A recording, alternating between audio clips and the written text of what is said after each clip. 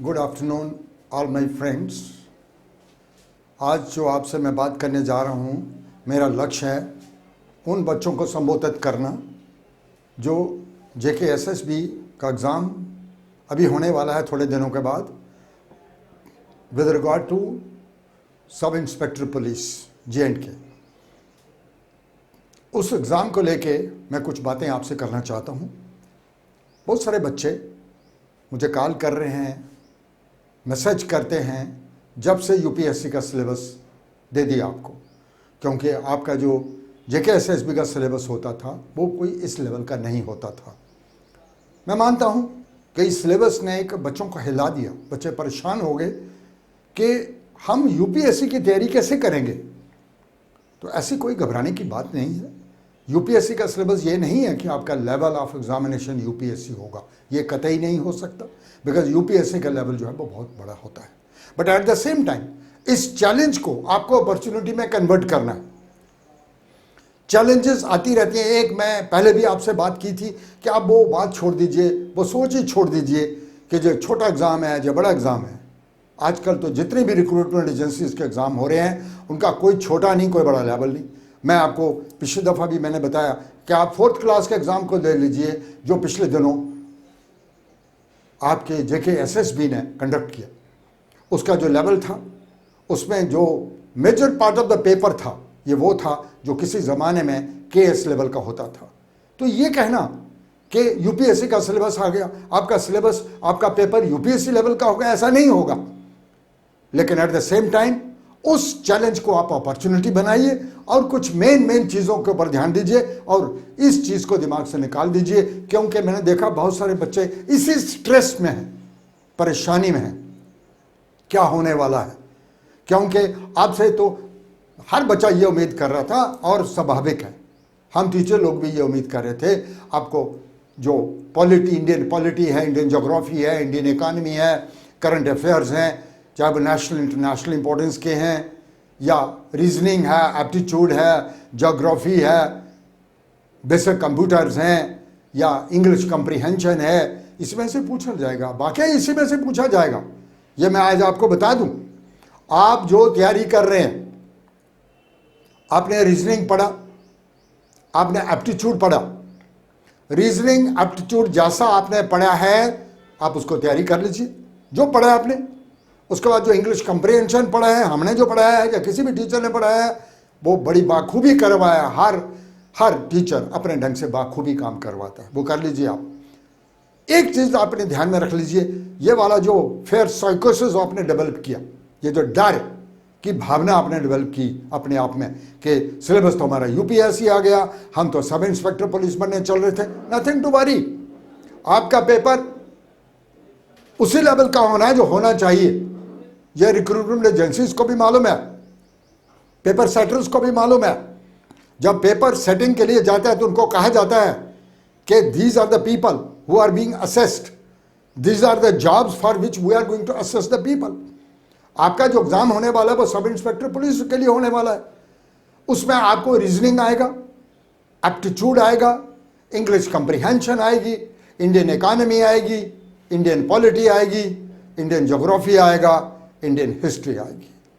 आपको current affairs के ऊपर क्वेश्चन पूछे जाएंगे, कुछ कंप्यूटर, बेसिक कंप्यूटर्स के ऊपर क्वेश्चन पूछे जाएंगे और कुछ स्टैटिक नॉलेज जिसको बोलते हैं static GK, main personalities, writers of the books, who has written which book, which is the longest river, which is the which is the longest biggest continent, which is the smallest continent, which is the nearest planet वगैरह वगैरह। ये static information के ऊपर भी question आपको आएंगे। और please आप स्ट्रेस मत लीजिए, बिकॉज जब आप स्ट्रेस लेंगे जो आपने तैयारी की है वो आपके दिमाग से निकल जाएगा। अब एग्ज़ाम के लिए थोड़े दिन रह गए, कभी भी हो सकता है, बिकॉज उन्होंने तो टेंटेटिवली आपको 20, 22, 24, 27 को बोला है, तो ये 2 दिन आगे पीछे हो सकता है, एग्ज़ाम कभी भी हो सकता है। आप बिल्कुल तैयारी जो आपने की है उसके ऊपर मुतमईन रहें। हमने अपनी तरफ से कोशिश की है, देखो हम अपनी तरफ से अच्छी नेक कोशिशें कर सकते हैं, हमने बाखूबी आपको हिस्ट्री पढ़ाई, इकॉनमी पढ़ाई, ज्योग्राफी पढ़ाई, रीजनिंग पढ़ाया, सब हमने अपनी तरफ से कोशिश पूरी की है। कमज़ोरियाँ फिर भी रह जाती हैं, मैंने कई बार बोला आपको। और हमने अपनी ऐप के द्वारा, जो पायनियर्स एकेडमी JNK हमारी ऐप है, उसके द्वारा हमने तकरीबन 6000 क्वेश्चंस ऑब्जेक्टिव टाइप MCQs वो भी आपको प्रैक्टिस पेपर्स के तौर पे दिए हैं। और अभी कल से हमने शुरू कर दिया, आपको एक मॉक टेस्ट देना भी शुरू कर दिए हैं, जो कंप्लीट पेपर के पैटर्न पे आपको मॉक टेस्ट मिलना शुरू हो गए कल से। कल एक मॉक टेस्ट हो गया, आने वाले कल में एक हो जाएगा। और अब हम लोग मॉक टेस्ट आपको 3-4 जो भी जितने भी पॉसिबल हो सकते हैं till the date your examination is conducted will be giving. तो मेरा अनुरोध है बच्चों से कि आप अपनी तैयारी के ऊपर विश्वास करिए। आप अपनी जो टीचिंग लर्निंग प्रोसेस हुआ, जहाँ आपने खुद तैयारी की, जो भी किया उसके ऊपर विश्वास करें। आपने बहुत मेहनत करी है। आप अपने आप में ये भावना मत पैदा करिए कि आप ये रह गया, वो रह गया, ऐसी बात मत करिए। जो आपने किया है अभी तक उसको रिपीट करिए। अभी कोई न्यू चीज़ें ऐड करना, अगर ये बाई चांस कहीं आ रही है आपके सामने कोई चीज़ तो डाल दीजिए, लेकिन ये मत करिए हड़बड़ाहट में। आप ये मत सोच डेवलप कर लीजिए कि आपने कोई ज़्यादा नहीं पढ़ा, आपको ये रह गया, आपका वो रह गया, ऐसा मत करिए। बिकॉज जस्ट कूल माइंड होके आप बिल्कुल अपने आप को स्टेबल करिए, कूल माइंड के साथ तैयारी करिए, और जो आपने पढ़ा है आज तक उसका रिवीजन कर लीजिए, because revision is very important. और मैं शुरू से कहता आया हूँ बच्चों को कि जो भी आपने पढ़ा है उसको थोड़ा राइट डाउन कर लीजिए, लिख लीजिए थोड़ा थोड़ा, that will always help you. अब एक और बात मैं आपसे करना चाह रहा था कि this is not the end of life. अभी आपके कई हमारी जो JNK UT की अथॉरिटीज़ हैं, गवर्नमेंट है, डिफरेंट लेवल पर जो बातें आई हैं कि more than 23,000 post are being advertised very soon. Fact है, गवर्नमेंट कोई झूठ तो बोलेगी नहीं। और गवर्नमेंट तो क्या, this has come from a very important level that more than 3,000 post are being advertised. तैयारी कर लीजिए उसके लिए भी। आफ्टर ऑल उसमें भी कम से कम 18-19 हज़ार पोस्ट तो यही होगी, नॉन गेस्टेड पोस्ट होगी। वो नायब तहसीलदार की हो सकती है, वो जूनियर असिस्टेंट का हो सकता है, वो different levels of non technical post जो JNK की हैं, उसके लिए आपका यही मटेरियल, यही स्टडी, यही तैयारियाँ आपके काम आएंगी। मेहरबानी करके उसको भी करिए। और वेरी रिसेंटली अभी जो गवर्नमेंट ने 2750 पोस्ट बॉर्डर बटालियन के लिए, वुमेन बटालियन के लिए जो पोस्टें निकाली हैं, उसके लिए भी सिलेबस थोड़ा सा लेवल कम रहेगा, बट वो भी हम करने जा रहे हैं। We are going to start it from 21 of this month. Monday को हम लोग सुबह 10 बजे वी आर स्टार्टिंग, बिकॉज बहुत सारे बच्चों ने already they have registered themselves. We are starting. और JK SSB के लिए भी कुछ बच्चे आएंगे उस रोज। बिकॉज एक चीज़ मेरा सुझाव रहेगा सब बच्चों के लिए कि ऐसा वेट मत करिए। कुछ बच्चे वेट करते हैं कब एडवर्टीजमेंट होगी, फिर हम अप्लाई करेंगे, फिर हम आपके पास आएंगे, बिकॉज आप लेट हो जाते हैं। ये मेरा अनुभव रहा, आप लेट हो जाते हैं। आप पहले तैयारी शुरू करिए, आपने जहाँ से भी करनी है पहले शुरू करिए। आप ये वेट मत करिए कि मैं तैयारी तब शुरू करूँगा जब रिक्रूटमेंट एजेंसी पोस्ट को एडवर्टाइज करेगी। ऐसा मत करिए। आपको रिक्रूटमेंट एजेंसी फिर ज़्यादा समय नहीं देते है, बिकॉज रिक्रूटमेंट एजेंसी ने आपका वेट नहीं करना है भाई। उनके अपने शेड्यूल हैं, they have to go as per their own schedule. उनके ऊपर भी कई किस्म के प्रेशर होते हैं। इसलिए जल्दी आप जहाँ भी स्टडी शुरू करनी है आप स्टार्ट करिए, मेहनत करिए। और मैंने पिछली दफ़ा भी कहा था कि हमने अपना जो स्टडी मटेरियल है उसको भी अपग्रेड कर रहे हैं। बहुत सारे बच्चे हैं जो हमारे पास नहीं पहुँच रहे हैं, तो हमने पोस्टल सर्विसेज के द्वारा अपने जो अपग्रेडेड स्टडी मटेरियल है, अभी थोड़े दिनों से हमने स्टडी मटेरियल को दोबारा अपग्रेड किया। उसमें रीजनिंग भी है, एप्टीट्यूड भी है, जनरल नॉलेज, जनरल स्टडीज़ भी है, उसमें इंग्लिश भी है, उसमें सब कुछ है। ऑल कंपोनेंट्स का हमने मटेरियल बनाया और अब हमने उसको अपग्रेड किया। और बहुत सारा हमारा जो मटेरियल है, जो स्टडी मटेरियल है, बहुत सारे बच्चे नहीं आ सकते। कई कारण हैं जिसकी वजह से वो नहीं आ सकते दूर दराज एरिया से, और हमने मटेरियल उन तक पहुंचाने का वादा किया है और it has gone. Many children have got that study material, और बड़ा यूजफुल, बड़ा रेलिवेंट स्टडी मटेरियल है। हमारी पूरी टीम ने बनाया है और पूरे रीसेंट ट्रेंड्स को ध्यान में रख के बनाया है। रीसेंट ट्रेंड्स का मतलब कैसे कैसे एग्जाम रिक्रूटमेंट एजेंसीज ले रही हैं ऑल ओवर द कंट्री, उन सब चीज़ों को ध्यान में रखें। क्योंकि आपका जो पेपर सेटिंग है, ये कोई आम एजेंसी नहीं होती है, ये बड़ी नेशनल लेवल की एजेंसीज होती हैं। मैं चलते चलते एक और बात बताऊं, थोड़े दिन पहले या लास्ट ईयर ये अनाउंस हुआ, लेकिन अभी भारत सरकार ने क्लियर कर दिया, अब ये वो जो एक एलिजिबिलिटी टेस्ट, जो कॉमन एलिजिबिलिटी टेस्ट लेने जा रही है government of India. Common eligibility test, सारी पोस्ट के लिए एक ही टेस्ट देना होगा आप लोगों को। You will have to appear only once. बार बार पोस्टें निकलेंगी, बार बार फीस भरेंगे, बार बार फॉर्म भरेंगे, ऐसा नहीं होगा। अब आपको कॉमन एलिजिबिलिटी टेस्ट देना होगा, जिसमें से आपका सिलेक्शन होगा।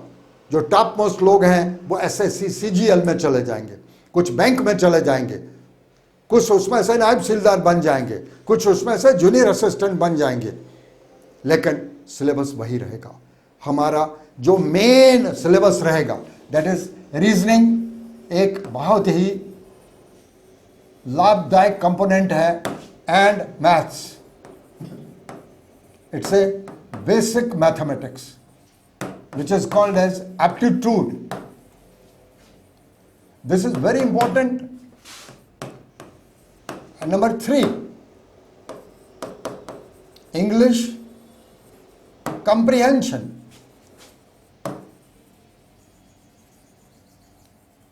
Number 4, Indian geography, Indian history, both modern, medieval, ancient, Indian polity,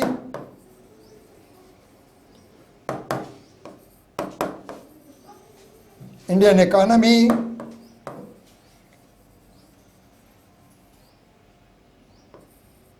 basic computers,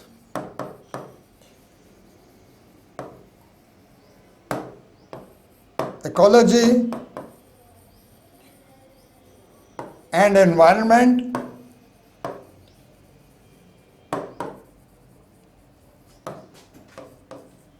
general science basic,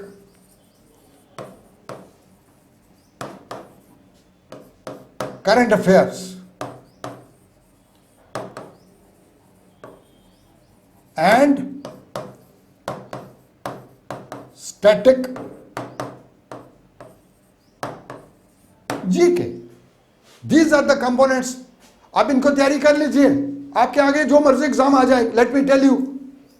अच्छी बात है आपको यूपीएससी का सिलेबस दे दिया। मैं तो ये कहूंगा आपके सामने, ठीक है, जो बच्चे अभी पेयर हो रहे हैं उनके लिए तो बहुत बड़ी एक अजीब सी सिचुएशन थी कि वो एक लोअर लेवल, खास लेवल की तैयारी कर रहे थे और अचानक उनके सामने एक बहुत बड़ी चैलेंज गवर्नमेंट ने दे दी, आप करिए यूपीएससी का सिलेबस तैयार। ये नहीं था उनका चैलेंज, ये एक अपॉर्चुनिटी दी है आपको, आप बेटा तैयारी करिए, थोड़ा अपना लेवल बढ़ा दीजिए। यूपीएससी का सिलेबस देने का मकसद था आपको संकेत देना कि आप अपना लेवल ऑफ प्रिपरेशन बढ़ा दीजिए, आप इन सब कंपोनेंट्स को लेके अपनी तैयारी कर लीजिए।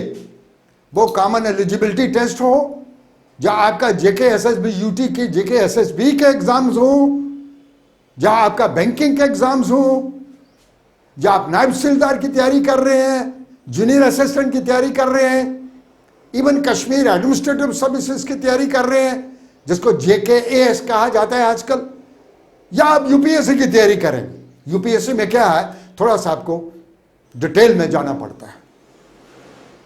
डिटेल कंपोनेंट यही रहेंगे, but you have to work in details.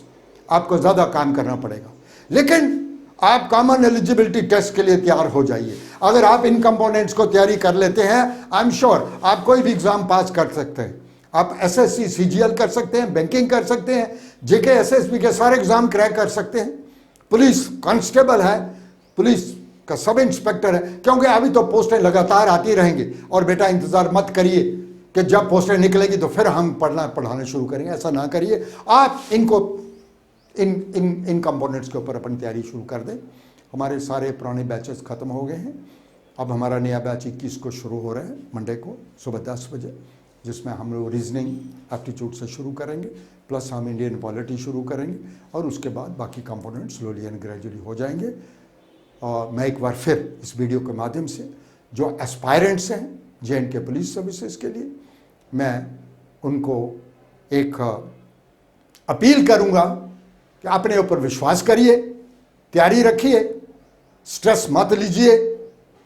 Examination का स्ट्रेस नाम ही ऐसा है, स्ट्रेस हो जाता है, लेकिन बहादुरी इसी में है कि स्ट्रेस फ्री तैयारी करना। जो आपके पास है आप उसी के ऊपर बिल्कुल तैयारी, उसके ऊपर तैयारी रखिए। ये मत सोचिए ये रह गया वो रह गया, कंप्लीट तो कभी नहीं होता, कुछ ना कुछ रह जाता है। लेकिन ऐसा ना हो कि आप हड़बड़ाहट में, आप परेशानी में, आप स्ट्रेस अगर लेंगे तो हो सकता है फिर इस एग्ज़ाम को क्रैक करने के लिए आपको प्रॉब्लम ना हो जाए। इसलिए मेहरबानी करें, जो जो अपनी अपनी जगह जितना जितना तैयार कर पाया उसके ऊपर मुतमईन रहें, आप उसके ऊपर कायम रहें।